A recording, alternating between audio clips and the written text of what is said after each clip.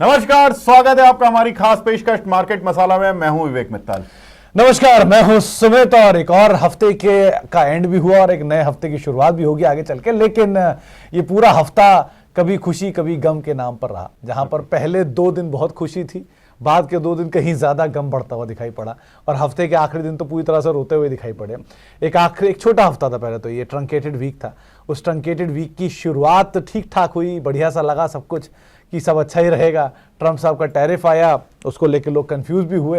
In fact बाजार ही इतना confuse हो गया कि पहले दिन तो कुछ भी रिएक्शन नहीं दिया और दूसरे दिन तो उसने हालत ही खराब कर दी। आज ये हालत हो गई कि आप जिस सेक्टर की तरफ सोच रहे थे जो बचा रहा है, वही सबसे ज़्यादा डुबा रहा था। तो ऐसी सिचुएशन के साथ कहीं ये पूरा हफ्ता ख़त्म होता हुआ दिखाई पड़ा।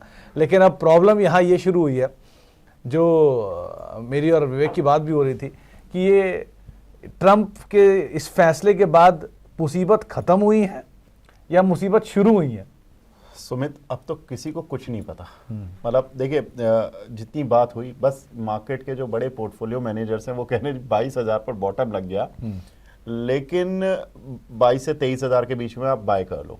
लेकिन इवेंट क्या होने वाला है कल को परसों को, ये तो किसी को कुछ नहीं पता है। डोनाल्ड ट्रंप आज कुछ बोलेंगे, कल कुछ बोलेंगे, परसों कुछ और बोलेंगे।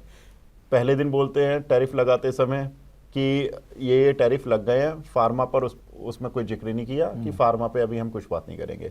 फ्राइडे को एक बाइट आई उनकी कि जी फार्मा पे भी टैरिफ लगेगा। मार्केट पूरी तरह से धराशायी। तो मतलब आप जो बता रहे थे कि फार्मा शेयर जो बृहस्पतिवार को बचे हुए थे और रैली कर रहे थे, कोशिश कर रहे थे, वो सारे धराशायी हो गए।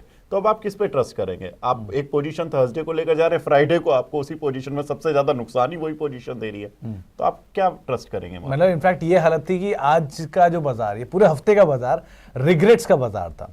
आपने अगर फार्मा में खरीदारी कर ली तो आज आप रिग्रेट कर रहे हैं, कल नहीं खरीदारी की थी तो भी आप रिग्रेट कर रहे हैं। तो सिचुएशन ऐसी थी, जिसको लगा आईटी में वैल्यू है बाय कर ली, अब वो रिग्रेट कर रहा है। जिसको लगा कि आईटी में बाय नहीं करनी चाहिए थी, या जिस तरह की सिचुएशन बन रही थी, मुझे लग रहा था वैल्यू आनी है और सस्ता मिल गया आपके सामने। तो आप सबसे अच्छे शेयरों में जाना चाहेंगे तो रिलायंस टूट गया, टीसीएस टूट गया। आप सबसे बुरे शेयरों में जाना चाह रहे हैं तो मिड कैप स्मॉल कैप तो ऑलरेडी टूट रहा है। सो सिचुएशन ऐसी है कि कहां बचा जाए, कहां जाया जाए।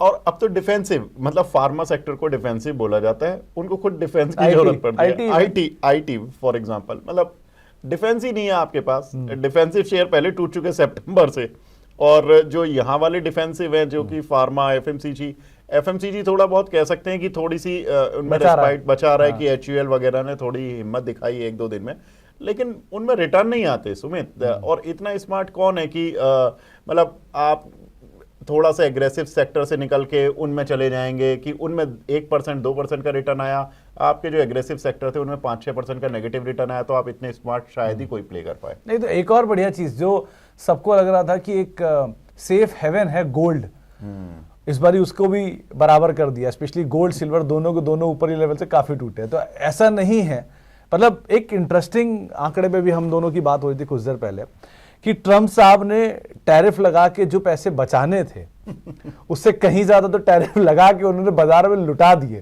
$2 ट्रिलियन की मार्केट कैप साफ हो गई यूएस मार्केट में, और 10 लाख करोड़ की हम बेचारे छोटे इंडियंस, हमारी भी 10 लाख करोड़ के आसपास की मार्केट कैप साफ हो गई। तो इतनी मासिव तो वेल्थ ही साफ कर दी उन्होंने। सुमित, मतलब जो हम बात कर रहे थे कि 2 ट्रिलियन 2 लाख करोड़, मतलब आप चलो बिलियन को पहले उसको ट्रिलियन को बिलियन में ही बदल लेते हैं, यानी कि 2 ट्रिलियन मतलब 2000 बिलियन डॉलर्स।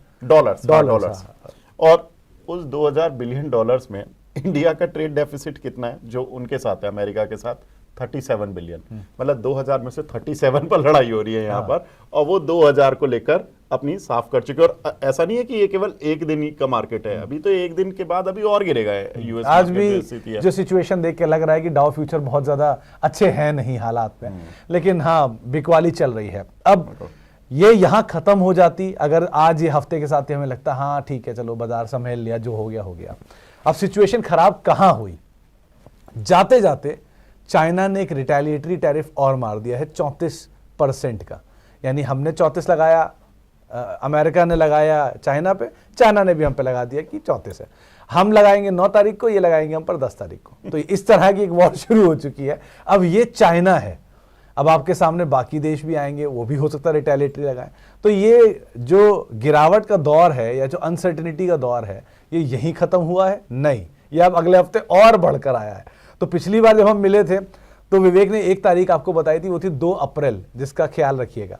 अब वो तारीख हो गई है 9 अप्रैल जिसका ख्याल रखिएगा। सुमित, मतलब 9 अप्रैल है, 9 या 10 अप्रैल, लेकिन अब ना एक इवेंट हो चुका है, पहले हमें पता ही नहीं था। अच्छा, मजे की बात ये थी कि सारा मार्केट ये सोच रहा था कि भाई जो रेट का डिफरेंशियल है, हर कंट्री अपनी कैलकुलेशन लगा रहा था कि भाई मैं यूएस पे 15% टैरिफ लगाता हूँ, 10% टैरिफ लगाता हूँ, और यूएस हम पे 2% टैरिफ लगाता है, तो जो बचा हुआ 8% है वो लगेगा।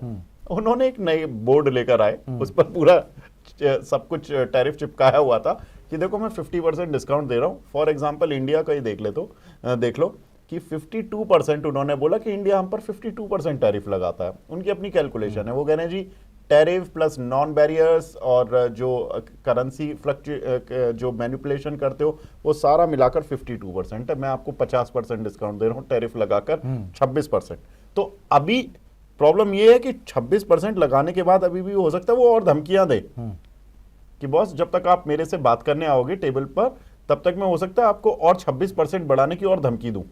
तो ये थोड़ा सा मार्केट इसलिए थोड़ा सा डरा, और इंडियन मार्केट तो शायद इसलिए खुश हो गया था टैरिफ डे के बाद कि जब हमने देखा कि हमारे 26 नंबर पर हम फेल हो गए हैं। बाकी कहां पर कि वियतनाम 40, 35, 36। तो हमने ये खुशी मनाई कि चलो भाई ठीक है, अमेरिका में मैं एक 100 रुपए का माल बेचता हूं, अब मेरा माल 126 पर जाकर बिकेगा, वियतनाम का लेकिन 146 पर बिकेगा, तो अमेरिका वाले तो मेरा माल लेंगे, तो हम रिकवर हो गए।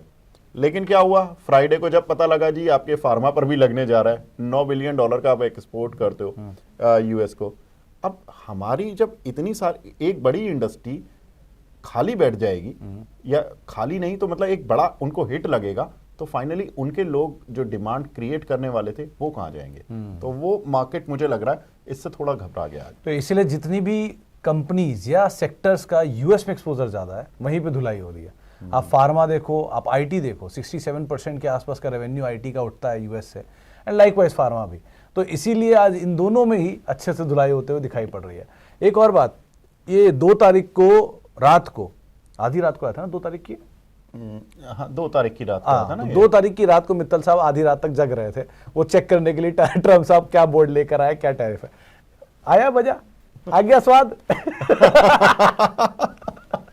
देखो भाई, देखो सुमित, इसमें 2 चीजें हैं कि स्वाद आया या नहीं आया। देखो हमारा काम है न्यूज बताना, और देखिए खराब न्यूज बोलना एंकर को भी अच्छा ही लगता, आपको भी अच्छा ही लगता, हमें भी अच्छा, किसी को अच्छा ही लगता। लेकिन उसके अगले दिन आपको भी मजा आ रहा था, मुझे भी मजा आ रहा था। आपको लगा अपने नहीं, शो सब में बढ़िया मुझे हो गया। चलो ठीक है, कोई दिक्कत नहीं, 26 नंबर आए हैं, लेकिन कोई बात नहीं, फेल हो गए, लेकिन फेल में भी पास है। लेकिन सारा मजा तो किरकिरा फ्राइडे को हुआ, मतलब ये थोड़ा सा खराब लगा। तो अब यहां तक तो कहानी हो गई कि हमने 2-2.5% का लॉस हुआ निफ्टी में, मिड कैप स्मॉल कैप 2-2.5% टूट गया, मेटल आईटी बुरी तरह से टूट गया 3.5%, आईटी इनफैक्ट 9% टूटा। तो आईटी डिजर्विंग भी था, वैसे एक्चुअल में अगर देखा जाए तो आईटी डिजर्विंग भी था, बहुत भागा हुआ था और बहुत कम टूटा हुआ भी था। तो थोड़ा जो टूट रहा है वो ठीक है, राइट साइज हो रहा है। तो इस लेवल पर मित्तल साहब क्या लग रहा है, ये हो गया क्या, लार्ज कैप में आने वाला एक सिचुएशन बन गई है क्या आईटी में? देखिए मैं एक रिपोर्ट पढ़ रहा था मोतीलाल ओसवाल की, तो उन्होंने रिजल्ट्स पर बनाई है रिपोर्ट, इंटरेस्टिंग रिपोर्ट है। उसमें उन्होंने जो पॉइंट रखा ना, वो रखा कि भाई जो 5 ईयर एवरेज पीई है आईटी कंपनियों का, उन लेवल्स पर आ गए। और ये रिपोर्ट बनी थी तब, ये मैं बात बता रहा हूँ वेडनेसडे की, 2 दिन में तो और सस्ते भी हो गए, और 2 दिन में 2500 पॉइंट और साफ हो गया। तो अब तो आप ये समझ लीजिए कि 5 या 7 ईयर्स पी जो एवरेज होता होगा वहां पर पहुंच गया आईटी काउंटर। लेकिन प्रॉब्लम क्या आ रही है, प्रॉब्लम ये आ रही है कि अभी भी निफ्टी की वैल्यूएशन से आईटी काउंटर आज भी करीब 20-22% प्रीमियम पर है। दैट मीन्स कि अब चीजें बराबर होंगी। आईटी काउंटर ऐसा लग रहा है कि हाँ, अगर कोई फ्यूचर में खेलता है तो हेज करके अगर कॉल पुट का प्रीमियम खाना चाहता है तो वो खा सकता है अगले शायद 6-8 महीने। जो डैमेज होना था, एक बड़ा डैमेज वो हो चुका है। अब अगर छोटे डैमेज छोटे मोटे आएंगे यूएस से, वो आ सकते हैं। अब प्रॉब्लम बस वही होगी कि अमेरिका की मंदी, मुझे लगता है अमेरिका की मंदी ही डिस्काउंट हो रही है। एक्चुअल में रसेल 2000 वाला जो इंडेक्स है, स्मॉल कैप इंडेक्स अमेरिका का, वो 21% टूट चुका अपने हाई से, यानी कि वो बेयर टेरिटरी में पहुंच चुका। तो अब आप समझ लीजिए कि ये सारी चीजें डिस्काउंट हो रही है। तो जिस आईटी के प्रीमियम की बात विवेक कर रहे हैं, असल में आईटी, निफ्टी आईटी जो है वो 21 से 22 के मल्टीपल पे कामकाज कर रहा है, जबकि निफ्टी जो है वो 18-19 के मल्टीपल पे कामकाज कर रहा है। तो अभी भी स्लाइटली प्रीमियम है। इसीलिए अगर आपको कुछ भी रिस्क नहीं लेना है, घबराहट नहीं है, तो आप आईटी ईटीएफ ले लीजिए, सबसे सेफ है। वहां पर एटलीस्ट आपके पास खोने के लिए बहुत कुछ नहीं होगा, लेकिन हाँ धीरे धीरे ये थोड़ा वैल्यू साइड पर जाता हुआ दिखाई पड़ रहा है। पूरा हफ्ते का ये हिसाब किताब था जो हुआ। अब आता है सुमित, लेकिन एक चीज जो हम डेटा बात कर रहे थे, आपने वो डेटा नहीं बताया कि ये जो पिछली बार जब हाई लगे थे उस समय पर जो टॉप की 4 कंपनीज थी उनकी मार्केट कैप, असल में ये आंकड़ा क्या था हाँ, कि इस बार एक इंटरेस्टिंग माइलस्टोन अचीव हुआ। हाँ। दरअसल टीसीएस पहली बार 3rd पायदान पर आया है बड़े लंबे अंतराल के बाद। टीसीएस अब देश की तीसरी सबसे बड़ी कंपनी है, दूसरी बन गया एचडीएफसी बैंक, जिसका सरप्राइज किसी को अंदाजा ही नहीं था। एचडीएफसी बैंक चला और अपने ऑल टाइम हाई से करीब आ गया। तो अब रिलायंस पहले पायदान पर है, दूसरे पायदान पर आता है एचडीएफसी बैंक, तीसरे पायदान पर आ गया टीसीएस। टीसीएस अपनी हिस्ट्री में 20-21 साल की हिस्ट्री में कभी भी चौथे पायदान पे नहीं गया, ये 3 ही पायदान पर आया। पता नहीं पहली बार ऐसा हिट हो जाए तो बात अलग है। लेकिन जो बात मेरी और विवेक की हो रही थी अभी थोड़ी देर पहले, वो इंटरेस्टिंग नंबर ये था कि बुल मार्केट में आमतौर पर रिलायंस, टीसीएस, एचडीएफसी बैंक और चौथी भारतीय एयरटेल, इनके बीच में कहीं 30-35% का गैप चलता था। इन सबके डिफरेंस के बीच में ऑन एन एवरेज 25 से 35% का गैप होता था। ये सबका गैप घटकर अब हो गया है 10 से 15% के बीच का। तो जितना इर्रेशनल मार्केट उस समय कामकाज कर रहा था, उतना थोड़ा सा रैशनल होता हुआ दिखाई पड़ रहा है। अब इसमें रिलायंस नीचे आ गया, एचडीएफसी भाग गया, टीसीएस नीचे आ गया, भारती भाग गया, ये जो भी वजह हो, लेकिन हुआ ये कि वो इर्रेशनल जो डस्ट थी मार्केट में वो कुछ हद तक सेटल होते हुए दिखाई पड़ रही है। लेकिन सालों से ऑयल एंड गैस को देख रहे हो आप, क्रूड बुरी तरह नीचे आया है और साथ साथ रिलायंस भी बुरी तरह नीचे आया, क्योंकि वो बहुत बड़ा प्लेयर है, सबसे बड़ा प्लेयर है रिफाइनिंग का उनका। सो ये जगह पर रिलायंस इन्वेस्टर्स डिलाइट तो है ही ऑब्वियसली, लेकिन क्या अब बहुत ज्यादा डाउन साइड की पॉसिबिलिटी खत्म हो रही है? देखिए सुमित, इस समय ना क्रूड एक बड़े क्रूशियल पॉइंट पर आ गया। वो इसलिए नहीं कि इस बार पहली बार $70 टूटा है। आप पिछले 2-3 महीने का चार्ट उठा के देखेंगे तो आपको क्रूड ऑयल 2-3 बार टूटता हुआ दिखा $70। लेकिन इस बार के जो रीजन है ना, वो बड़े खतरनाक वाले हैं। ये ऐसा नहीं कि इस बार ऐसा लग रहा है कि 70 के ऊपर पता नहीं आएगा या नहीं आ पाएगा। और ये इंडिया के लिए तो ऑफकोर्स अच्छा है। अगर आप ओवरऑल इकोनॉमी के लिए देखें, इंडिया को बचाते ही हर बार क्रूड है। जब दुनिया में मंदी आती है, क्रूड नीचे आ जाता है और हम बच जाते हैं। यही हमारी सिल्वर लाइनिंग है। इस बार क्रूड गिरा 3 रीजन से। एक तो ओपेक ने प्रोडक्शन बढ़ा दिया, मई से प्रोडक्शन बढ़ने वाला है। दूसरा, चाइना का डाउनग्रेड फिच ने कर दिया। अब चाइना डाउनग्रेड हो रहा है तो वर्ल्ड का नंबर 2 कंज्यूमर आपका सिस्टम से आउट हो रहा है, या मतलब कम हो जाएगा उसका। यूएस खुद रिसेशन में जा रहा है, नंबर 1 इकोनॉमी भी है, तो वो भी प्रॉब्लम है। नंबर 1 इकोनॉमी प्रॉब्लम है, नंबर 2 इकोनॉमी प्रॉब्लम है, नंबर 3 जापान भी वो येन से परेशान है, डॉलर की अनवाइंडिंग शुरू हो जाएगी। एग्जैक्टली, कि यूएस डॉलर टूटने लग गया, येन बढ़ने लग गया। जापानीज मार्केट देखो, बृहस्पतिवार को भी टूटे, शुक्रवार को भी टूटे, हम कम से कम एक ही दिन टूटे शुक्रवार को। तो ये थोड़ा सा है। तो अब आप ये देखो कि वर्ल्ड की टॉप 3-4 इकोनॉमीज, अब ऐसा नहीं कि इंडिया भी बचेगा, इंडिया की भी डिमांड थोड़ी कम ही होनी है। तो ये सारी मिला के जब डिमांड ही कम हो जाएगी और सप्लाई आप ओपेक प्लस अब बढ़ा रहे हैं, तो क्रूड कहाँ जाएगा? और क्रूड कहीं नहीं जाएगा, तो क्रूड नीचे ही आएगा, और क्रूड नीचे आएगा तो उनकी इकोनॉमी भी हिट होंगी। जो मिडिल ईस्ट और अरब देशों की इकोनॉमी है, उनकी भी इकोनॉमी हिट होंगी। तो ये जो एक सिनारियो बना है पिछले 2-3 दिन में, ये मुझे लग रहा है थोड़ा सा क्रूड ऑयल के लिए तो खतरनाक है। इंडिया को सिल्वर लाइनिंग मिलेगी, लेकिन थोड़ा लेट मिलेगी। वो एक लाइन याद आ गई, ट्रम्प साहब बोलते थे ना, ड्रिल बेबी ड्रिल। हो गया ड्रिल बेबी ड्रिल। खैर, ये पूरे हफ्ते के आंकड़े थे सब। अब आते हैं अगले हफ्ते के लिए। देखिए, अगले हफ्ते वैसे भी छोटा हफ्ता है, अगले हफ्ते एक दिन छुट्टी है, तो आप ये माने चलिए बाजार में एक दिन की गिरावट कम होगी। अब आगे पीछे क्या हो पता नहीं, लेकिन उस एक हफ्ते में, अगले हफ्ते में इवेंट बहुत सारे हैं। आरबीआई का एमपीसी है, अर्निंग सीजन की शुरुआत होगी हफ्ते के आखिरी सत्र के साथ, और उसी दिन वो चाइना ट्रम्प टैरिफ या रिटेलिएटरी टैरिफ की बातचीत भी शुरू हो रही है 10 अप्रैल को।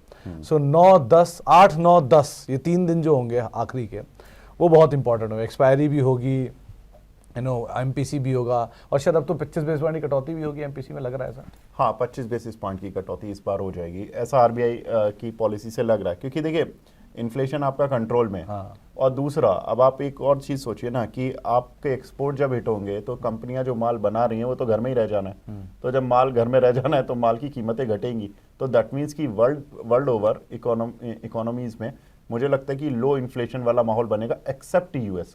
यूएस में एक ऐसा कंट्री होगा जो इन्फ्लेशन बढ़ेगा, बाकी सारी इकोनॉमीज में इन्फ्लेशन घटेगा और इंटरेस्ट रेट भी घटेंगे। तो ये पिछली बार पता है जब सुनील सुब्रमण्यम साहब जुड़े थे मेरे साथ, उनसे मैंने पूछा था कि सर ये यूएस में इन्फ्लेशन बढ़ेगा क्योंकि अब आप माल तो उठा नहीं पाओगे बाहर से सस्ता वाला। तो उन्होंने बोला कि ये क्रूड जो है ना वो उनको हेल्प कर देगा, क्योंकि क्रूड के प्राइसेस टूटने चाहिए, उन्होंने बात बोली थी उस टाइम, और क्रूड क्रैश भी कर गया। बोले डिमांड ही नहीं आएगी तो क्रूड कहाँ ही जाएगा, तो अपने आप ही क्रैश कर जाना चाहिए, और अपनी भी हम शेल खोलेंगे। तो वो बात कुछ हद तक लागू हो भी रही है। बोले शायद वो कूल ऑफ कर देगा, अब कितना करेगा कितना नहीं, क्योंकि ये तो उनको भी अंदाजा नहीं था कि इस तरह के टैरिफ, रिटेलिटरी टैरिफ और इस तरह की आपस में वॉर शुरू हो जाएंगे। ऑफिशियली ट्रेड वॉर जैसी सिचुएशन अब हम अराइज हो ही चुकी है। तो पहला तो ये इन्फ्लेशन का नंबर भी है ना अगले हफ्ते। इन्फ्लेशन का नंबर होगा 11 तारीख को, वैसे जनरली 12 को आते हैं आईआईपी और इन्फ्लेशन नंबर, लेकिन 12 तारीख का चूंकि हॉलीडे पड़ेगा तो 11 तारीख को वो नंबर आ जाएंगे। बट इन्फ्लेशन से पहले आरबीआई पॉलिसी आ चुकी होगी, तो आरबीआई पॉलिसी तो जो डिस्काउंट होना है वो पिछले इन्फ्लेशन के नंबर पर होगी। आने वाला जो इन्फ्लेशन का नंबर होगा वो तो एक मार्केट को एक डेटा की तरह से निकल जाएगा, वो आने वाली जब पॉलिसीज होंगी उनके लिए कुछ आधार बनेगा, अभी फिलहाल कुछ नहीं। और आईटी के नंबर्स सबसे इंपॉर्टेंट नंबर, आईटी के नंबर, बिल्कुल वो आप जैसा बता भी रहे थे कि टीसीएस। अब देखिए जो लार्ज कैप आईटी है उनका हम पिछली बार भी बात कर रहे थे कि नंबर ज़्यादा अच्छे नहीं आने। ऑफ कोर्स मैं पढ़ देता हूँ कि मोतीलाल ओसवाल की रिपोर्ट है, टीसीएस, इन्फोसिस, एचसीएल, विप्रो, चारों के जो प्रॉफिट्स हैं 4 में से 3 के तो गिरेंगे। टीसीएस एक केवल है क्यू ऑन क्यू बेसिस पर 1% की ग्रोथ दिखा पाएगा प्रॉफिट में, बाकी इन सभी के 2 से 7% तक प्रॉफिट गिरते हुए नजर आएंगे। मिड कैप आईटी में कोफोर्ज और परसिस्टेंट, एम्फेसिस ये थोड़ा सा ग्रोथ दिखा पाएंगे अपने प्रॉफिट्स में, करीब 5% तक का प्रॉफिट दिख जाएगा। कोफोर्ज एक ऐसा होगा जो कि करीब 39-40% का प्रॉफिट दिखा पाएगा, लेकिन कोफोर्ज के नतीजे आ रहे हैं 5 मई को, तो उससे पहले तो बाकी आईटी कंपनियां जो खराब नतीजे जिनको देने हैं वो सब डिस्काउंट करा देंगी। अब रिजल्ट शुरू हो रहे हैं 10 से, तो टीसीएस पहले देगी 10 को, 17 इन्फोसिस, 22 को एचसीएल, विप्रो 16 को देगी। तो ये 10 तारीख से एक तरह से आप मान लीजिए कि आईटी वीक शुरू होने वाला है, जिसमें कि अगले एक हफ्ते 10 से 17 तारीख तक ऑलमोस्ट 3 बड़ी आईटी कंपनीज के रिजल्ट्स आ जाएंगे। तो एक बात पूछता हूँ एक्सपीरियंस के हिसाब से, मतलब नो डिस्क्लेमर पहले दे दे, कोई निवेश की सलाह नहीं है, लेकिन सिर्फ एक्सपीरियंस है हम दोनों का। तो मित्तल साहब, अगर किसी को लॉन्ग टर्म के लिए पोर्टफोलियो बनाना हो तो क्या इस समय लार्ज कैप ऐसी सिचुएशन में आ चुके हैं कि एंटर किया जाए, पहला। दूसरा, अगर आईटी की सिचुएशन देखी जाए तो आईटी में सबसे बेटर साइड पे कौन सा दिख रहा है वैल्यू वाइज? देखो लार्ज कैप, मिड कैप, दोनों। देखो सुमित, मैं काउंटर तो नहीं, लेकिन हाँ अगर मैं एज एन इन्वेस्टर जाऊं तो मैं आईटी का एक म्यूचुअल फंड जरूर ले लूंगा और उसमें एसआईपी जरूर करूंगा। ठीक है, क्योंकि ये बेस्ट यहाँ पर एसआईपी, यहाँ पर बल्क नहीं, बल्क नहीं, अभी एसआईपी, क्योंकि 6 महीने अभी आईटी मुझे नहीं लग रहा कि बहुत तेजी से रिकवर होने वाला है। ठीक है, जब एक मुझे लगेगा कि हाँ आईटी की न्यूज काफी हद तक डिस्काउंट हो चुकी है, यूएस की मंदी जो भी आनी है, जो आ गई है, वो सब आ जाए, तब आप इन्वेस्ट करोगे ना, जब ज्यादा मिल जाएगा उस समय बल्क डालेंगे। अभी एसआईपी करके, या आप एक काम करिए कि बड़ा चंक का भी 20% डाल लीजिए, कि मान लीजिए आपको 5 लाख रुपए डालने हैं तो 1 लाख रुपए आप अभी डाल लीजिए, फिर 1 लाख रुपए आप अगले 5 महीने में डालिए। तो मुझे लगता है कि वो 5 लाख रुपए जो आपको डालने हैं अगले 4 महीने में अगले डालिए, तो 5 लाख रुपए जो आपके डालने हैं वो अगले 5 महीने में डाल के बैठ जाइए और फिर भूल जाइए। क्योंकि देखिए 2008 से खतरनाक मंदी मैंने आज तक नहीं देखी, और उस समय पर जो आईटी इंडेक्स था वहां से कहां चल गया। आर्टिफिशियल इंटेलिजेंस को लेकर अभी 2 साल से हुल्लड़ मच रहा है। आईटी इंडेक्स ने अपना हाई कब बनाया? दिसंबर 2024 में। तो कोई खतरा नहीं है। ये सब यूएस की मंदी, ये सब चीजें सेटल हो जाती हैं, ये सब टेम्परेरी फेसेस हैं, ठीक है, आए हैं चले जाएंगे। मतलब अगर आप उठा के पिछले 20 साल के भी आंकड़े देखेंगे सारे सेक्टर्स के, अक्रॉस इंडिया जितने सेक्टर है, पावर, टेलीकॉम, मेटल, ऑटो, एक आईटी इकलौता सेक्टर है इसमें सबसे कम गिरावट आई है ईयर ऑन ईयर बेसिस पे। अगर आप कैलेंडर ईयर वाइज देखेंगे पिछले 20 साल का नंबर, तो सबसे कम फॉल 3 या 4 बार सिर्फ आईटी इंडेक्स नेगेटिव बंद हुआ है, बाकी सिर्फ पॉजिटिव रहा है ईयरली। अरे तो इंटेंसिटी ऑफ फॉल कम हो सकता है, मतलब या इंटेंसिटी ऑफ गेन कम हो सकता है कि फ्लैट बंद हुआ या आधा % ऊपर बंद हुआ, लेकिन हमेशा बंद हरे में हुआ है। तो ये चीज़ सबसे अच्छी है कि आईटी हमेशा रिजिलियंट रहा है। और वो रिजिलियंस जो है वो आप कह लो कि इतना ज़्यादा दायरा बड़ा है कि इन एक कंपनी ऐसी है जो फार्मा के लिए आईटी सर्विसेज प्रोवाइड कराती है, केपीआईटी ऐसी है जो ऑटो के लिए कराती है, कोई प्योर प्ले में है मैन्युफैक्चरिंग के लिए। सो इस तरह का डाइवर्सिफिकेशन है, शायद इसलिए बच जाते होंगे, लेकिन ये सेक्टर फिर भी इतना बुरा हाल में नहीं, इतना अब की बारी दिख रहा है। लेट्स सी कहाँ तक जाता है। और दूसरा सवाल ये कि क्या लार्ज कैप में पोर्टफोलियो बनाने लायक मौके दिख रहे हैं? देखिए बिल्कुल, हमने रिलायंस की बात की। देखिए रिलायंस में आप देखो, आपने टीसीएस की बात की, टीसीएस के साथ रिस्क क्या रहता है? केवल आईटी प्ले। एचडीएफसी बैंक की बात की, एचडीएफसी बैंक, लेकिन रिलायंस की बात करो, डाइवर्सिफाइड, रिटेल में भी है, ऑयल में भी है, टेलीकॉम में भी है, और उसकी इतनी सब्सिडरीज हैं कि उनके बिजनेस गिनते रहेंगे तो शायद काफ़ी समय बीत जाएगा। तो इसीलिए रिलायंस एक बेटर प्ले इसलिए बन जाता है मार्केट का कि सबकी प्रेफर्ड पिक। अगर किसी को कुछ समझ नहीं आता, हम भी स्टॉक एक्सपर्ट से रोज बात करते हैं, जब किसी को कुछ समझ नहीं आता बोलते थे रिलायंस में चले जाओ, है ना। वो इसीलिए क्योंकि उनको पता है कि सुकून भरी जिंदगी रहेगी उनकी, कोई ज्यादा दर्शक आकर उनसे या सवाल नहीं पूछेंगे। ये बहुत अच्छा। एक स्टॉक तो मिस हो गया, वो इस हफ्ते का बढ़िया नाम था, वो था वोडाफोन आइडिया। अरे सरकारी कंपनी हो गई है वोडाफोन आइडिया। तो एक को जोक भी चल रहा था कि सब लोग 6 पे कमीशन 7 पे कमीशन मांग रहे हैं कि हमें तनख्वाह उसके हिसाब से, तो अब हम सरकारी एम्प्लॉय है।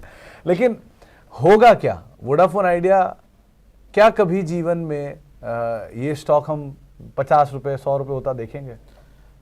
पता नहीं सुमित, अब कौन ही क्या बोल सकता है, क्योंकि इसमें अब जो भविष्य है ना, जब कंपनी कर्जा मतलब पैसा, तो देखिए इतना पैसा देना है उनको, 2 लाख करोड़ के आसपास तक रहा, उसमें से 36-37 हज़ार करोड़ रुपए अगर कंपनी रेज नहीं करके और इक्विटी कन्वर्ट करके दे रही है। आप उस दिन मुझे डेटा बता रहे थे ना कि 7100 करोड़ शेयर थे उनके। 3 तो आंकड़े हैं वोडाफोन के नाम पर। बताओ जरा ना, बताओ ना। पहला रिकॉर्ड क्या है कि वोडाफोन आइडिया देश का सबसे ज्यादा घाटा करने वाली कंपनी है। 27,000 करोड़ का घाटा वोडाफोन आइडिया का। देश की सबसे बड़ी इक्विटी वोडाफोन आइडिया की है, 11,000 करोड़ शेयर बाजार में। इंटरेस्टिंग है, एमआरएफ के सिर्फ 40 लाख हैं और वोडाफोन के 11,000 करोड़ शेयर है मार्केट में। इवन देश की सबसे बड़ी कंपनी रिलायंस के भी 1320 करोड़ शेयर है। तो उसके सामने वोडाफोन का 10% खाली अकेला रिलायंस की टोटल इक्विटी है। 7,000 करोड़ रुपए के आसपास का तो खाली प्योर प्ले डेट है। तो अगर आपको 1 रुपए की ईपीएस भी करनी है तो मतलब आप ये समझ लो, वोडाफोन आइडिया का कोई सोच रहा है ना 100 रुपया हो जाएगा, तो 100 रुपए का वोडाफोन 11,000 करोड़ इक्विटी शेयर पे कितना मार्केट कैप बनेगा? करीब करीब 10,50,000 करोड़ की मार्केट तो फिर तो वो भारतीय से ज्यादा बड़ा हो जाएगा। देश की तीसरी सबसे बड़ी कंपनी होगी अगर वो 11,000 करोड़ रुपए के आसपास, मतलब 100 रुपए आ जाता है। अब तो वही हो सकता है कि जो बीच बीच में ट्वीट्स वो आते थे ना, मीम्स वगैरह आते थे कि एलन मस्क आ रहे हैं और वो वोडाफोन आइडिया को स्टेक ले लेंगे, तो ऐसा ही कुछ हो। देखिए कुछ रैशनली अगर नंबर्स को देखा जाए तो आपको ट्रेडिंग मौके तो बहुत देगा, 6 पे खरीदा 10 पे बेचा टाइप्स। लेकिन अगर आप ये सोच रहे हैं कि लॉन्ग टर्म स्टोरी यहाँ बनेगी, तो जब तक स्ट्रक्चरल चेंज नहीं होगा तब तक ये चीजें होना इज नेक्स्ट टू इम्पॉसिबल। ये यस बैंक के साथ भी बहुत उम्मीदों में आया था और वहां भी यही सिचुएशन है। बिल्कुल। और कोई चीज जो छूट रही हो सुमित? एक चीज जो छूट रही है वो मुझे लग रहा है बैंक्स। आप पूरा वीक देखो तो बैंकों के नाम था और यही PSU पिछली बार बात भी हुई थी हमारी, है ना। और अगर आप देखोगे ना तो बैंकिंग शेयर अगर नहीं होते, अगर बैंक निफ्टी और गिर जाता ना, तो आपको ये जो वीक था ना, ये शायद आप वीकेंड भी नहीं मनाने लायक होते। मैं सच बता रहा हूँ। अगर PSU बैंक्स खास तौर से जिन्होंने की बहुत अपने ऊपर झेला है पूरे वीक को, वो बहुत अच्छा था। उसके पीछे कारण भी है सुमित। मैं एक रिपोर्ट पढ़ रहा था मोतीलाल ओसवाल जी की, प्राइवेट बैंक्स के नतीजे ठीक आएंगे, मतलब NIM स्टॉप आउट हो रहे हैं, थोड़ा सा प्रॉब्लम है कुछ पॉकेट्स में, कुछ बैंकों के नतीजे अच्छे भी आएंगे, ऐसा नहीं है, लेकिन ओवरऑल जो सरकारी बैंकों के नतीजे हैं ना वो बेटर आएंगे। खासतौर से पंजाब नेशनल बैंक, इसके नतीजों में 51% का जंप, इकलौता बैंक YOY इसमें 51% का जंप देखने के लिए मिलेगा। यूनियन बैंक 39% का जंप, इंडियन बैंक 27% का जंप। तो अभी भी जो प्रॉफिटेबिलिटी है ये यहाँ दिख रही है आपको। Bank of Baroda, Canara bank, SBI, यहाँ पर प्रॉफिट में जंप उतना नहीं दिखेगा। लाइक कैनरा बैंक में 11% का जंप है, बैंक ऑफ बड़ौदा और एसबीआई थोड़ा सा लार्जर साइड पर चले गए हैं, तो उनकी जो एसेट है वो उसी तरह से बिहेव करती है जैसे प्राइवेट बैंक्स की करती है। तो प्राइवेट बैंक्स के नतीजे उतने अच्छे नहीं होंगे और इन दो बड़े लार्ज कैप बैंक्स के नतीजे उतने अच्छे नहीं होंगे, लेकिन आपको जो मिड कैप वाले जो बैंक्स हैं उनके नतीजे अच्छे दिखेंगे। और इसीलिए हमने देखा भी कि जो अति छोटे बैंक थे उनमें वो सेंट्रल बैंक, यूको बैंक, उनमें क्या हुआ, वो जो क्यूआईपी स्टेक वाली प्रॉब्लम आ गई थी, इस वजह से वो सारे गिर गए। लेकिन जो मिड कैप वाले बैंक है ना, ये थोड़ा सा इस बार ढाल बन के खड़े हुए हैं। तो ये एक अच्छी स्टोरी है। वो Q3 के अपडेट जो है, Q4 के जो अपडेट है उसमें भी क्लियर हो रहा है कि जो बैंकों के Q4, आज JNK के अपडेट आए हैं, बहुत बढ़िया Q4 का अपडेट आया है। सो ये ऑलरेडी वैल्यू है, बुक वैल्यू के नीचे कामकाज कर रहे हैं प्राइस टू बुक के हिसाब से, और प्लस नंबर अच्छे आ रहे हैं। तो यहाँ पे खोने के लिए बहुत सारी गुंजाइश है नहीं, लेकिन हाँ पाने की गुंजाइश थोड़ी ज़्यादा है। तो ये कम रिस्की साइड पे अगर आप कुछ देख रहे हैं तो PSU बैंकिंग साइड होते हुए दिखाई पड़ रहे हैं, तो इसके ऊपर आप अदरवाइज भी नजर रखिए। खैर, अगला हफ्ता ट्रंकेटेड वीक है, छोटा हफ्ता है, छुट्टी भी इंजॉय करिएगा, बाजार के उतार चढ़ाव भी देखिए।